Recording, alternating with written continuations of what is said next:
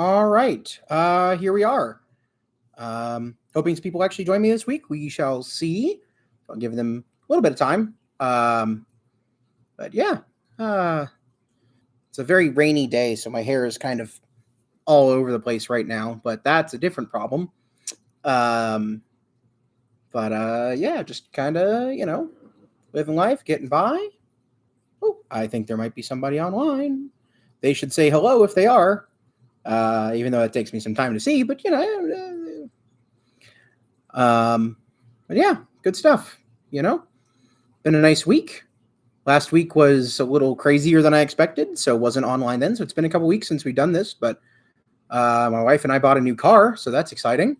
And yeah, all kinds of wonderful things. Um, so let's get to it. So last time we talked about the party of Matt, the quiet one, the human seeker of the song. Ciao!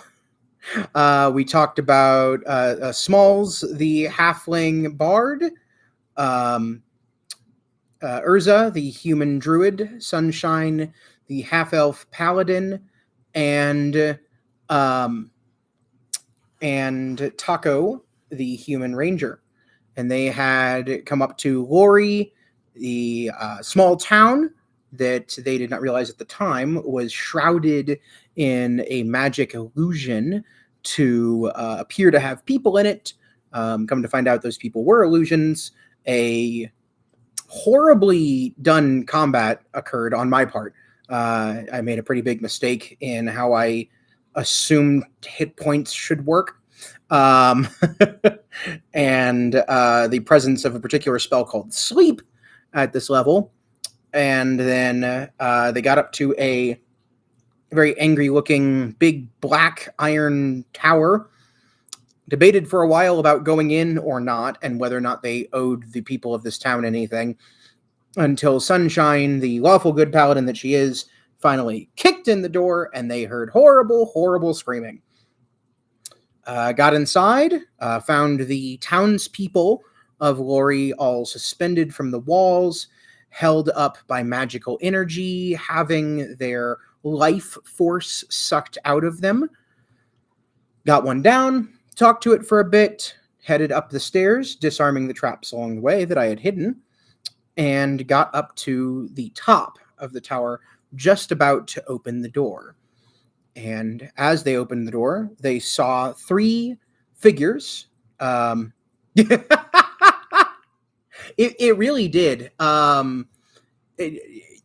Anyone who hasn't watched the episode before this really should, because I describe a scream that is so visceral, I went into another room to do it so that I wouldn't frighten the people at the table. It really is... it's a good time to just yell to the heavens. So they see inside these three cloaked small figures, and as those figures turn to look at the creatures coming into their ritual space, they see the heroes, and they pull back their hoods, and you can see goblins. All in black and red hoods, kind of like the acolytes, the priests that they saw back at the Goblin Fortress. But this is distinctly arcane. They can feel that these beings wield magic, and great and powerful magic. And inside the room, there is arcane markings on the floor that covers basically the entire upper part of the tower, except for one square around the outside. So there's a very small space for the player characters to exist in before they can realize they would go into this magical circle. They don't know what it does, but they know it's bad. And based on the people down, held up by magic forces, having their life sucked away, they assumed, correctly, that it would deal damage and hurt. And they were right. So I want to talk a little bit about the Booyags, these creatures.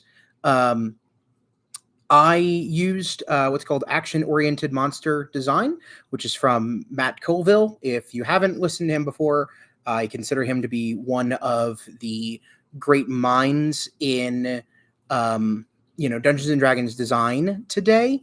And I think action-oriented monsters is probably one of the best things that he's ever made, one of the most innovative things that he's ever made.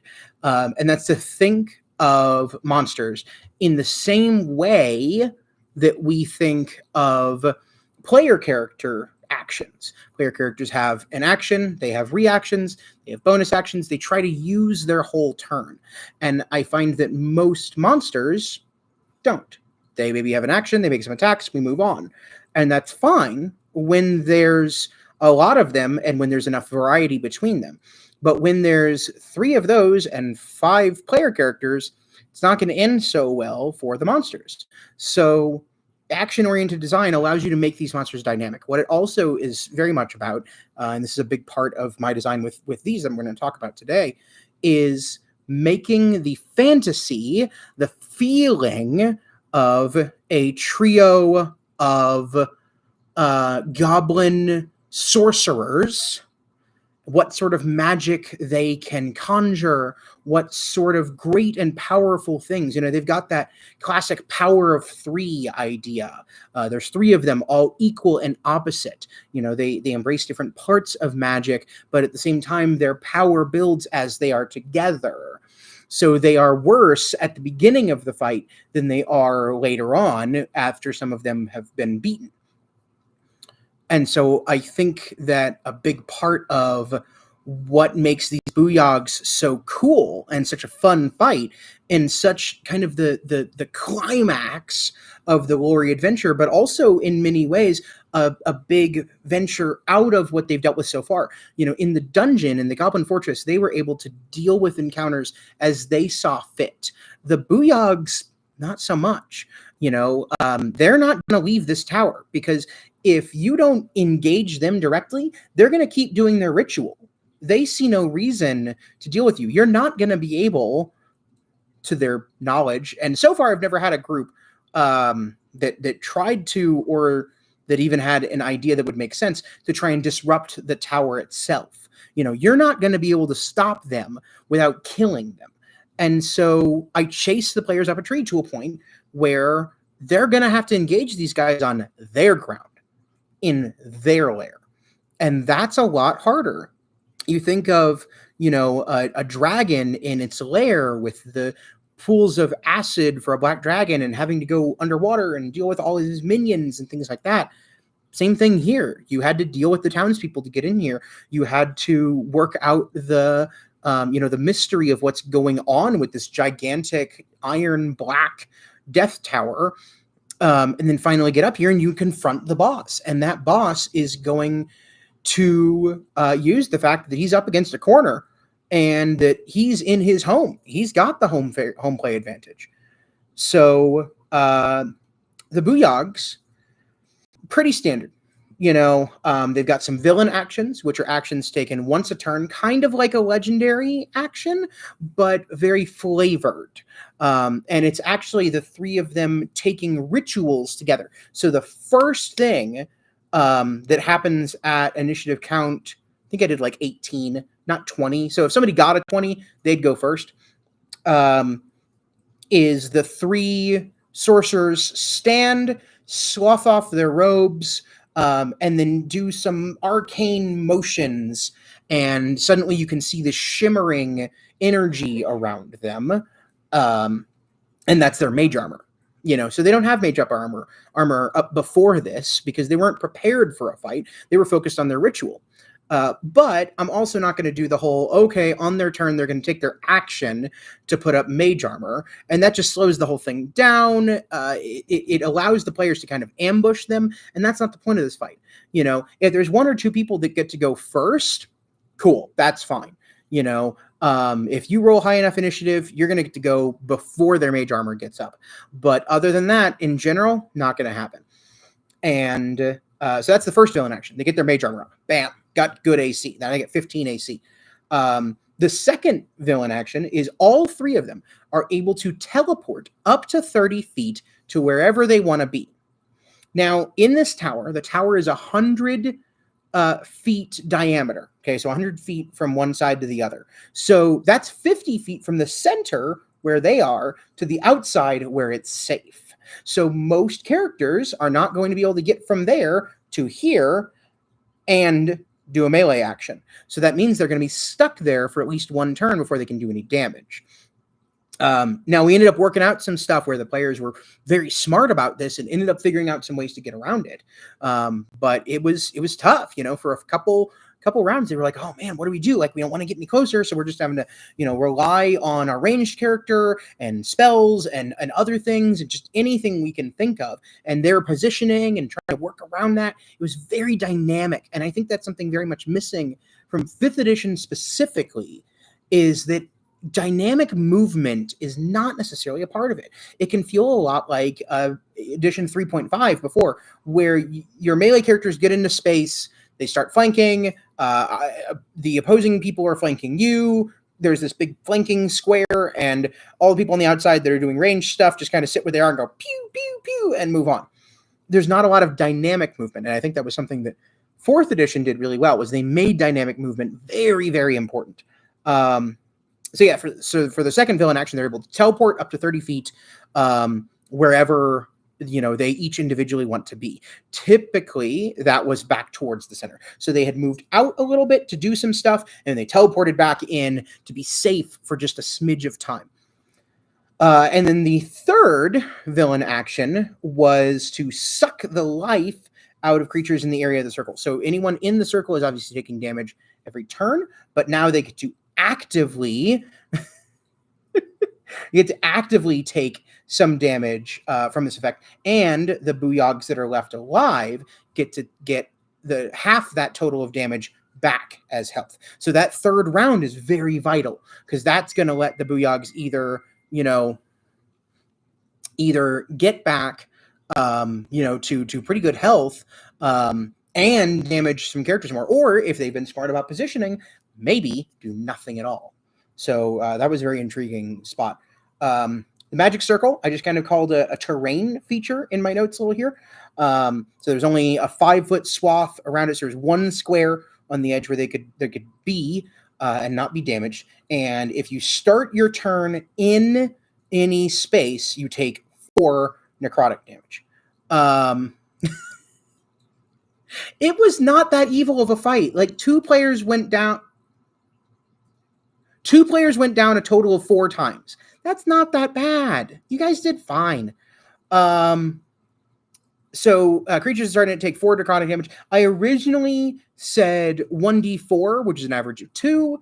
I ended up just deciding it was 4, mostly because I looked at the players more, the characters, and so I realized that this is meant to be hard. And if it's only 2 damage, even if that builds up over time, even if, realistically with the damage they're already taking from other stuff, they would only be able to, survive maybe 2 or 3 rounds in that, the fight doesn't go on. Yes. So there was a question there. Do you usually let your players know you're going to play with the rules a bit before encounters? Yeah, a little bit. I do actually usually. They're going to know, for instance, that villain actions are a thing. I tell them straight out, this terrain, if you go into that space, I'm not going to tell them you're going to take 4 damage. But I absolutely told them it's going to not be good. Let them form their own opinions of what that means. But I want them to know. I don't want them to, the difference between player knowledge and character knowledge is very different. If a character that is aware of magic and is aware of how horrifying, horrifying this looks, they're going to say, I'm not going in there. That looks bad. It looks evil. I'm out. And however much players can, be good and play their character, it is sometimes hard to tell how something really feels. So I absolutely told them that, they were going to, it was going to be bad if they stepped into the circle. And they absolutely knew that these Booyahgs were going to do some stuff together off turn, just like legendary actions, which they hadn't really seen up to this point. Also cool about finding a good way to play board games online. That sounds fun. It'll be good to spend some time with you now that you're in Michigan.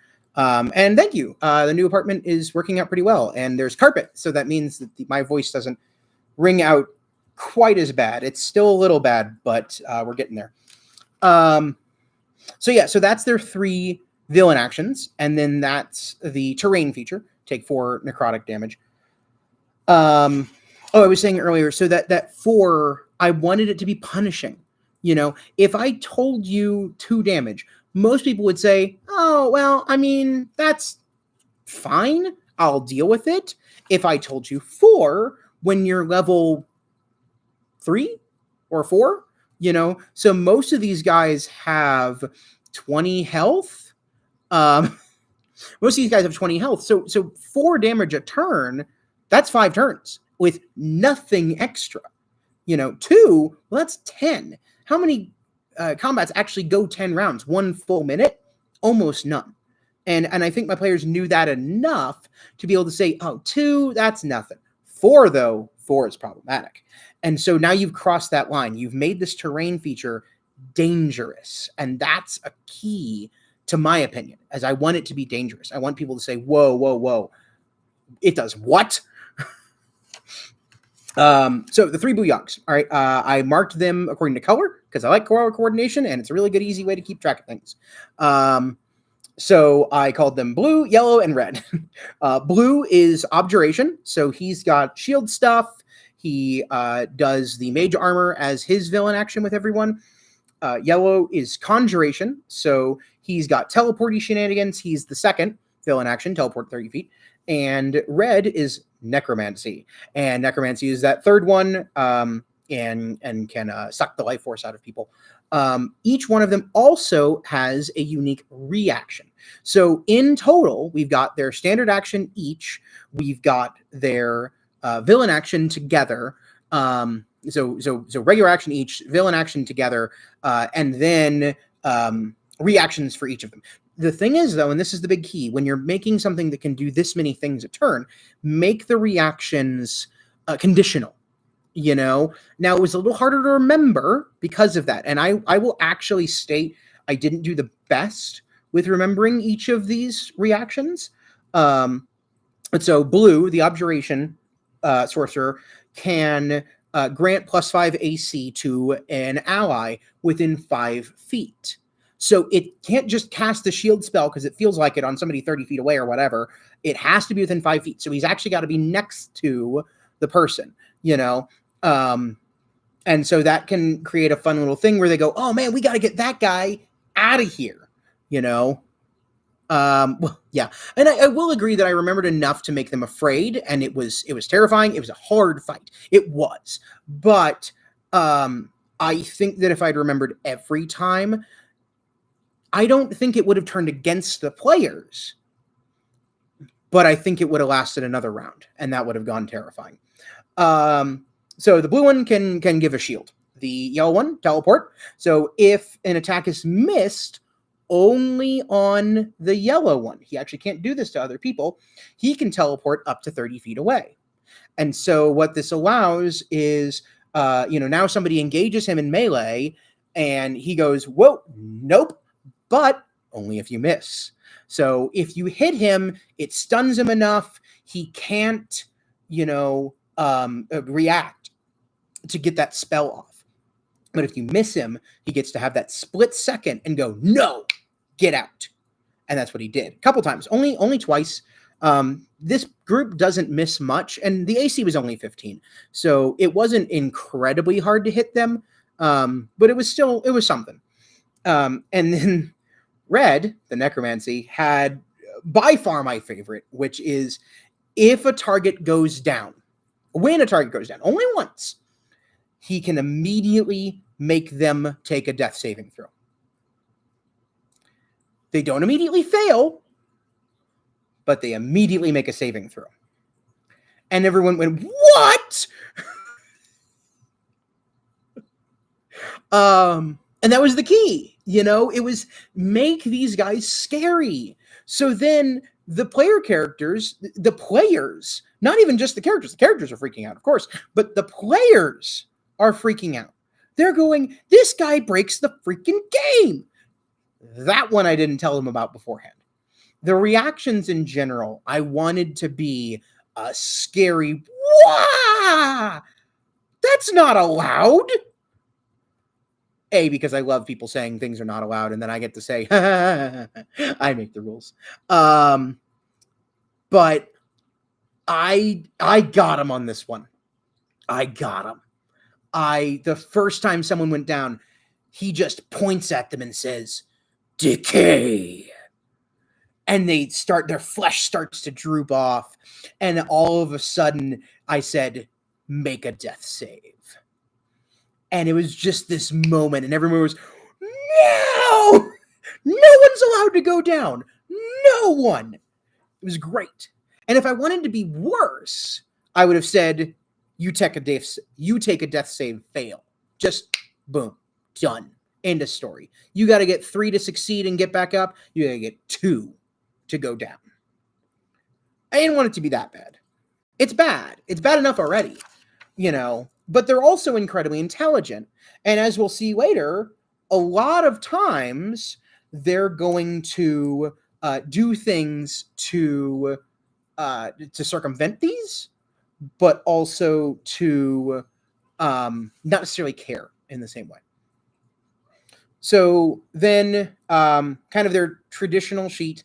So they've got pretty high intelligence, an okay dexterity and wisdom, and they've got low strength and charisma. So, nothing crazy there. I wrote out the modifiers mostly because these players have a good amount of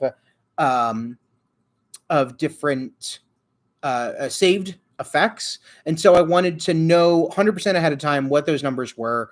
So that if somebody asked, they're like, I feel like these guys would be pretty good at an intelligence saving throw. I could be like, yeah, you think that's true. Or like, oh, I bet these guys aren't too strong. Yeah, you think that's true. I think there's nothing wrong with that. A person can look at another person and go, I bet that guy's not that strong. Now, he might be wrong. And that is a world in which the game master can play with. Are your preconceived notions sensible? But I think there's a world in which most people can say, that guy doesn't look very strong. Or that guy looks very hardy, or he's casting magical spells. He's got a high intelligence, wisdom, or charisma. It's one of the 3. It's only the question of how are they getting this magic, And so someone in this world that knows arcane spells, and these feel like arcane spells, would know that is either intelligence or charisma, and likely intelligence, not charisma, because a warlock feels different from a wizard.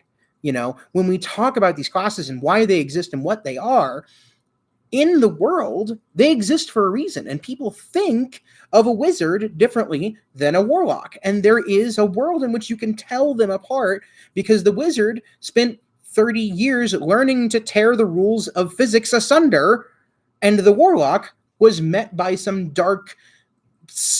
power and granted the ability to harness that power. There's gonna be a difference there. And then they had 3 spells. Okay, now none of these spells are real spells. A, because I don't care, and B, because I wanted this to be something that was different. They're not going to encounter these Booyaghs again, and that means something. So these Booyaghs having special spells that other things don't, in my opinion, is really cool. So they had Vexing Cloud. It's a dexterity saving throw. There's a 15-foot diameter. Anyone in that cloud that fails the dex save has a -2 to attack rolls. until they take an action to clear it away, or someone else takes an action to clear it away from them. So they've got this, like sand in their eyes, basically. You got magic pocket sand. And most of the Booyags pretty much started the game, or started the combat with this, because to them, a big part of surviving is stopping you from being able to hit them. It's the classic Monty Python sketch. What's the most important rule in hiding? Not being found. So what's the most important rule in fighting? Don't get hit. So they got Vexing Cloud. They then had Stinging Hex. So this is just a single target, but it was only someone who was up to 20 feet away. So if they wanted to do this, they had to get closer. And it was a wisdom saving throw. Now, wisdom happens to be something that this group is pretty good at. We've got a ranger and a druid, so they're both pretty high. And I want to say that that Smalls and Sunshine both had relatively high wisdom saves as well. And what the Stinging Hex does is it surrounds you with a lightning cage if you fail it, or the feeling of a lightning cage. And so if you move, you take 2d6 plus 2. Mike did not. 2d6 plus 2 lightning damage. Now that's a lot at this level. That's enough to put down a couple of the characters at max damage. But on average, you're going to roll 9. Now 9's bad, but also you have to move. And he obviously has to maintain concentration on this. So it's not debilitating. It's bad, but it's not debilitating. And so if you're already in melee range, as long as that Booyahg doesn't move away, then you're fine. And you're able to attack through it, stuff like that. You just can't physically move out of the space you're in. The big key, and this is why I made this ability, is it stops you once you get into the center of the magic circle. So now you've run in to try to engage. You've engaged. You've done some damage. He's going to say, "Stay. You don't get to move." And if you do, you're going to get hurt for it. So this obviously has to be bigger than 4 damage, because otherwise you're just going to sit there. Who cares? Or you're just, if it's not bigger than 4 damage, then you're just going to leave, and it's a whole lot better than taking the 4 damage. Now, the 4 damage sounds a whole lot better. And maybe I have to figure out something, because I really don't want to move out of here. And then the final one was the Whip of Will. It was a attack roll, +5 to attack, of only 15-foot range now. So now we're getting even closer to people if we wanted to pull this off. And it is 1d6 plus 3 force damage, and you pull them 15 feet. So you're pulling someone towards you. Now, is that bad for the Booyahg because they're maybe not great being in melee combat? Yes. Is it bad for you because you're going to take 4 damage at the beginning of your next turn? Also, yes. This is... Will does need to keep better track of his whips. And so this is going to pull people in. Then a different Booyahg puts that Stinging Hex on it. Now they're stuck. There's a combo here, because these are sorcerers that work as a coven. They know each other. They know their own abilities, and they know how to utilize those. What's the classic now at this point? The monsters know what they're doing. It's everywhere on the internet for a reason. They're very good at what they write, and this is a big part of it. Then monsters know what they're doing. Let them make these combos. Let them make these things that are going to make your players go, "Whoa, what?" The first time someone gets pulled in, they don't get a turn yet, and then the next Booyahg goes and locks them down in place. They're going to go, "Well, I'm fucked." And they weren't wrong. But yeah, this combat went really well. Sunshine went down twice. Smalls went down. Shit, I can never remember her name. Urza turned into a big FU wolf, and just starts going to town on these guys, because even if I lose damage, I'm going to change back and I'll be at full health. Yay for Wild Shape. Smart use of Wild Shape, too. This is a great time to use Wild Shape. Engage. If I lose health, whatever, we'll deal with it. And ended up winning. Again, it was a tough fight, but they got out. And they got out through their wits. They got out through thinking. And they got out through engaging with the content. They had to work around the challenge. and figure out ways to utilize that. The usual thing of Sunshine standing in front and Smalls being right behind him, right behind her, and just stabbing with her rapier or casting sleep or whatever. That's not going to work forever. Not here, because Smalls doesn't have enough health to survive being in this magic circle. But hey, we've got a druid. That means extra health. Perfect. We've got a ranger that's focused on bows. He's just going to sit back there and shoot. Now, he missed a lot. That was a different problem, obviously. And then we've got Matt with his whips. So he's got ranged attacks too. So he doesn't have to move quite as far in. And if they were a little bit out of position, now you're using positioning. You're saying I can go in just a little bit, get some attacks in, and then get out and not take that 4 damage, because you're able to actually kite these enemies and use that space.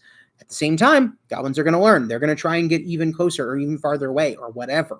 They're going to make you work for it. And they did. But the players really pulled it out and actually, in my opinion, did absolutely fantastically with this challenge. It's a hard challenge, but they got through it.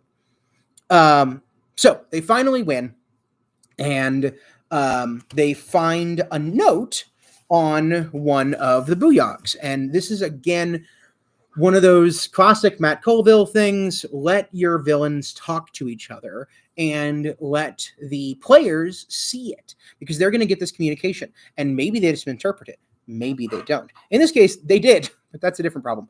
So the note said something like, keep working on your ritual. The demons should be in Yarrow soon, and then we'll march on Blackstone. Yarrow, if you remember, was the elven outpost that they decided not to visit. That was nearby. They decided not to go there because elves are assholes. And so they find this note, and their thought was, oh, they're summoning these demons to go to Yarrow to kill all the elves and then march to Blackstone. Well, they didn't know, of course, that the hobgoblins had already taken over Yarrow, and they were summoning demons to add to their army to then march on Blackstone. And so by stopping the sorcerers, this coven of Booyahgs, they stopped that plot from happening. Now, I will say, this is where I'm going to interject a little design thing of mine. The clock doesn't stop. And I mean that in a kind of an interesting way. I make a calendar, more like a timeline, Now that timeline's not perfect, but it exists. And what it is, okay, this is the start of the campaign. That's day 0. All right. And then day 1, 2, 3, 4, up to however high you want to go. On certain days, certain things are going to happen. And if you get there too late, you get there too late.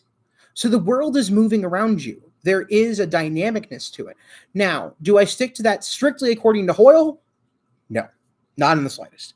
I believe my official thing is day 18 is when the day 10 is when the demons are summoned. If they showed up on day 12, I'd probably just let them have it, if they're making haste.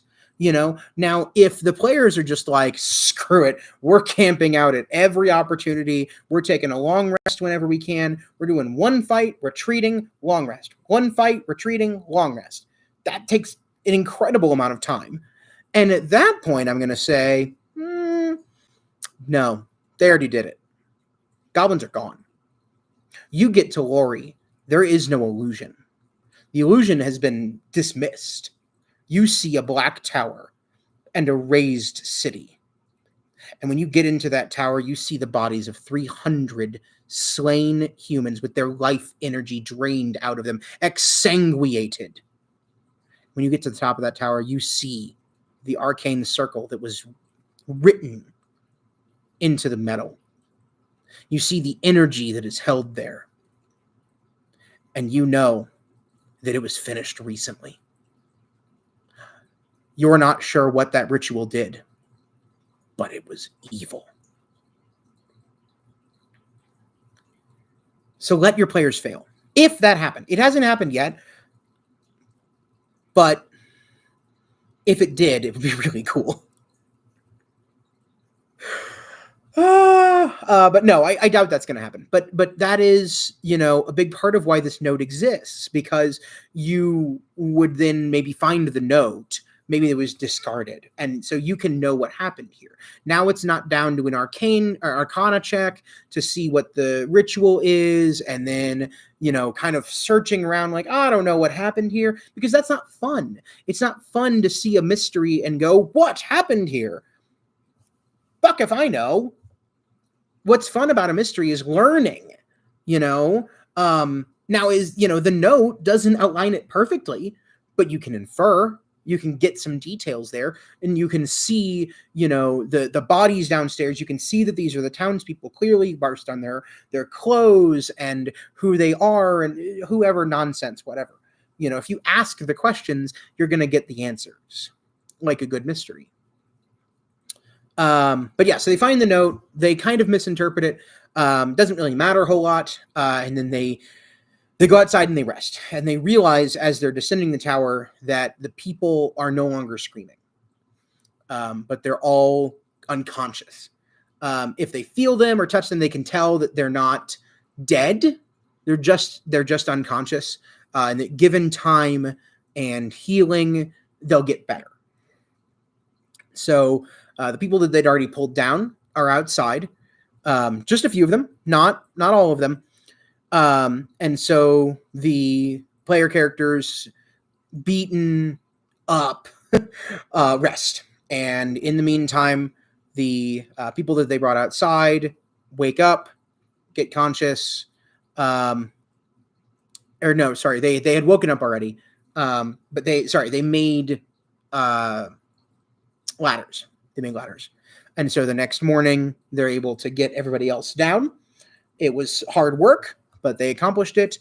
And this is when I incorporated the first bit of real lore into this game, which is the idea of the God touched and bronze and what that means. And I've talked about that in some other videos here. But to my opinion, bronze is special. Bronze is weird. We think of bronze as old. Who uses bronze anymore for basically anything? And so the townspeople, after they're all kind of better and are able to take some time and recuperate, maybe they ate something, I think. They got some water, stuff like that. They found the well was still safe. They look at the player characters and they start basically worshiping them.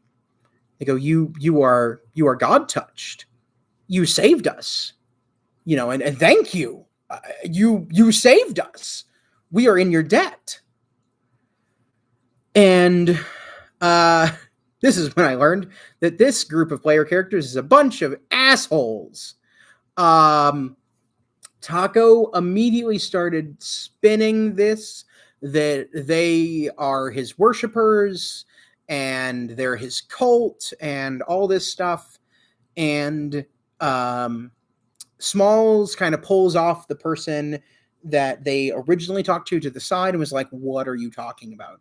And so he explained to them, like, you've heard the stories. Those who wear bronze are touched by the gods. Bronze is the metal of the gods.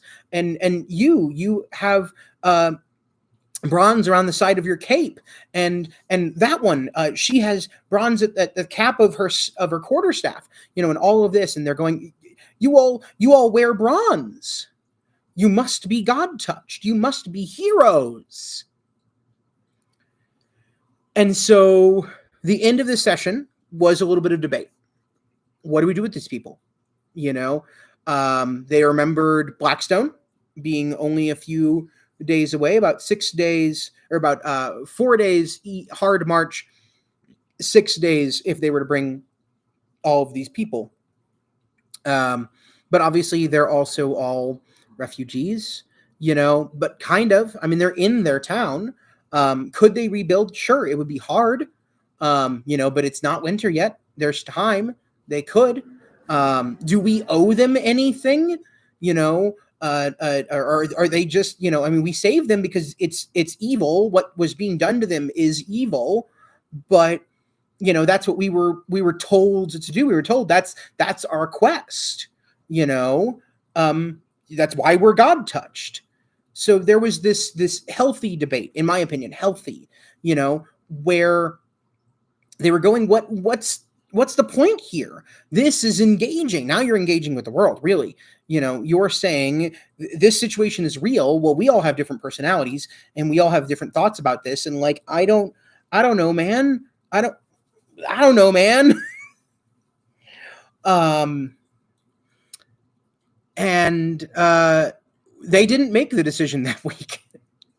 I said, talk about it over text, and the beginning of next session, we'll go from there. And so I made notes during the week on, okay, if they decide to stay here, this is what happens. If they decide to go to Blackstone, this is what happens.